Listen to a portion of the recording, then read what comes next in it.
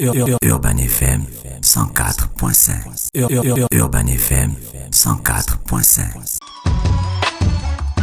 Vous êtes sur les 104.5 Urban FM, la station Urban On avec Jean-Paul. Jean-Paul, bonjour. Bonjour Adafresh. Comment tu vas ce matin? Ça va très bien. Alors, l'actualité internationale nous emmène où? Aujourd'hui, nous allons revenir sur la décision prise lundi dernier par le Mali de quitter tous les organes du G5 Sahel. Alors, il faut savoir que le G5 Sahel, c'est une organisation régionale qui avait été créée en 2014 pour faire deux choses. D'un côté, lutter contre la menace djihadiste qui menace cette région de l'Afrique, et puis deuxièmement, assurer le développement socio-économique des populations afin de, si tu veux en quelque sorte, afin de lutter maintenant à moyen et long terme sur tout risque de dérapage de ces populations-là dans la violence djihadiste.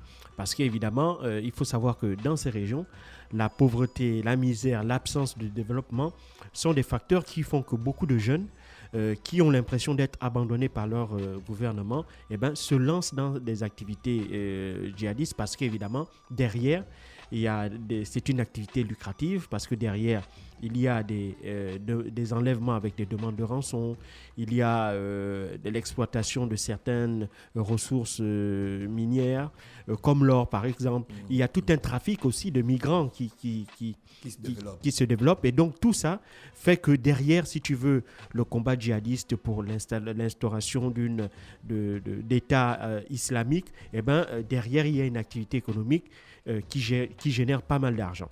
Et donc, le G5 Sahel, c'est cette organisation G5 parce que ça regroupe 5 États, donc le Mali, le Burkina Faso, la Mauritanie, le Niger et le Tchad. Ce sont ces 5 pays-là qui se sont réunis dans le G5 Sahel.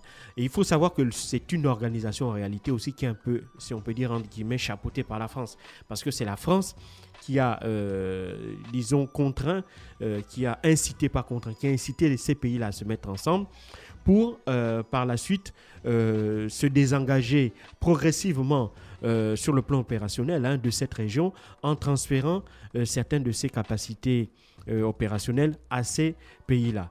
Et il faut savoir qu'en 2017, le G5 Sahel avait mis au point pour la première fois un commandement intégré dans lequel il y avait donc une coordination des différentes opérations des armées de ces 5 pays-là. Alors, malheureusement, les résultats sur le terrain se sont fait attendre. Pourquoi ?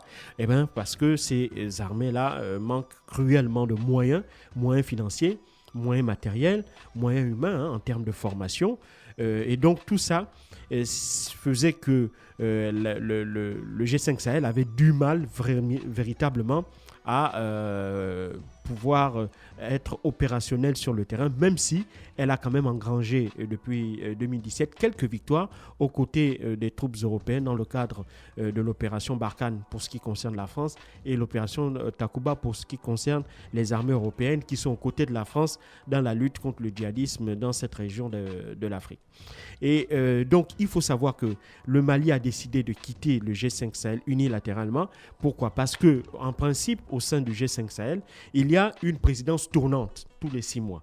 Et donc, en principe, au mois de février dernier, c'était au tour du Mali, après le Tchad, de prendre la présidence du G5 Sahel. Alors, il semblerait que certains pays se soient opposés à ce transfert de la présidence-là au Mali. En l'occurrence, on cite 2 pays, le Niger de Mohamed Bazoum, dont les relations avec son homologue Assimi Goïta sont exécrables. Et puis derrière, on accuse évidemment la France qui aurait incité justement le Niger à mettre un veto sur évidemment sur un transfert de la présidence au Mali. Alors, quelles sont les raisons indiquées ? Ils disent que le Mali a en fait depuis le Mali a commis 2 coups d'État. Un coup d'État en août 2020 et un autre en mai 2021, et que la transition au Mali, en fait, la transition perdure.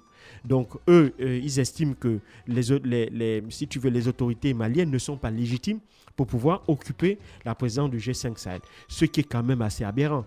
Parce que dans le G5 Sahel, il n'y a pas que le Mali qui soit une junte au pouvoir. On a également le Burkina Faso et on a le Tchad. Donc, le Mali dénonce là du 2 poids 2 mesures parce qu'il y a une différence de traitement entre, d'un côté, le Burkina Faso et le Tchad, qui, comme je l'ai dit, qui sont aussi des juntes actuellement au pouvoir, et le Mali. Et donc, le Mali estime que du fait que, elle a l'impression que cette organisation donc, est en fait instrumentalisée par une force extérieure, en l'occurrence la France, elle a donc décidé, une fois de plus, de s'isoler un peu plus, s'isoler un peu plus dans la sous-région. Et donc, elle a décidé purement et simplement de quitter le G5 Sahel. S'isoler un peu plus, parce que, évidemment, il faut savoir que le Mali est sous embargo de la CEDEAO. Évidemment, ça aussi, c'est quelque chose qui, le départ donc du G5 Sahel avec cet embargo de la CEDEAO fait que le Mali, au niveau de la sous-région, est décidé de faire un peu plus cavalier seul et de nouer ses propres relations bilatérales avec d'autres puissances, en l'occurrence la Russie et certainement encore d'autres pays. Et puis, il y a aussi une deuxième chose, c'est avec ce retrait du Mali, du G5 Sahel, il faut savoir que le Mali a une place centrale dans le G5 Sahel parce que c'est d'abord le pays dans lequel la menace djihadiste était la plus importante. C'était aussi le pays dans lequel les forces françaises, les forces militaires françaises étaient les plus développées parce qu'il y avait 3 bases au Mali. Maintenant, évidemment, avec le départ des troupes françaises à la demande d'abord à l'annonce des Français eux-mêmes et puis à la demande des autorités maliennes, on sait que ces bases militaires françaises-là ont traversé la frontière et se trouvent maintenant aujourd'hui du côté du Niger. Et donc, le Mali, qui a décidé, évidemment avec le soutien de la Russie, de mener sa propre lutte contre le djihadisme, montre encore une fois de plus que sa volonté, évidemment, de ne pas se laisser dicter, disons, son avenir par aussi bien les voisins que les pays voisins que par la France. Et donc, elle a donc décidé, une fois de plus, de, si tu veux, renforcer d'abord la relation avec la Russie en quittant une fois de plus le G5 Sahel. Maintenant, l'autre question, comme je l'ai dit, d'abord l'avenir du G5 Sahel.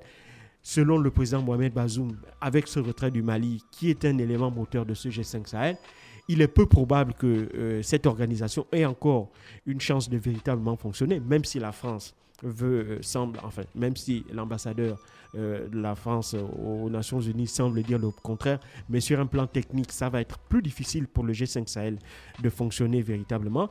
Et puis, la deuxième chose, c'est que après le départ des troupes françaises dans le cadre Barkhane et Takuba, après son retrait du G5 Sahel, les yeux sont tournés maintenant vers la force onusienne, la mission des Nations Unies au Mali, donc la MINUSMA, dont le mandat s'achève en juin dernier.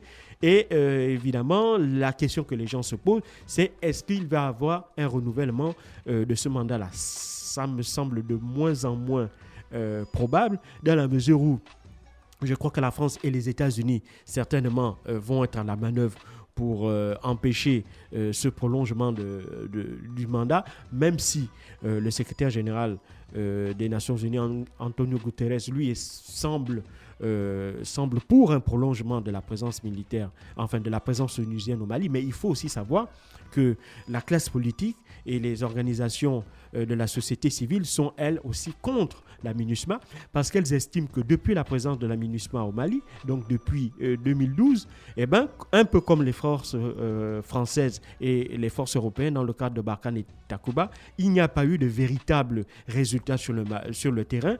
Les forces onusiennes qui étaient censées travailler aux côtés de la France pour justement endiguer cette menace djihadiste, pour les autorités maliennes, elles n'ont pas atteint leurs objectifs. Et donc, tout ça fait qu'elles voient de moins en moins d'un bon œil la présence de ces forces militaires onusiennes sur le sol malien. Donc, maintenant, on va voir ce que ça va donner. Est-ce qu'il y aura un prolongement de la présence militaire malienne au Mali? À mon sens, cela me semble de moins en moins possible, mais évidemment on ne sait jamais, peut-être que d'ici juin, un événement où la position notamment des États-Unis et de la France pourrait évoluer sur cette question-là, même si, à mon sens, je ne pense pas que les autorités maliennes puissent accorder un peu plus de crédit ou accorder encore une seconde possibilité aux forces onusiennes maliennes de prolonger leur présence sur le sol du Mali. Donc, voici un peu la situation. Le Mali donc a décidé une fois de plus de se reconcentrer elle-même sur sa propre lutte contre le djihadisme, aux grandes dames de leurs pays voisins et aux grandes dames évidemment de la France qui jusqu'à présent voient, si tu veux, sa marche de manœuvre de plus en plus compliquée, d'abord par le fait que les autorités maliennes aient décidé de couper tout lien avec la France et puis deuxièmement avec le fait de la présence des forces russes également dans la région. Merci Jean-Paul qui revenait sur l'actualité internationale ce matin sur les 104.5 Urban FM, la station urbaine dans le Da Fresh Morning. Urban FM 104.5.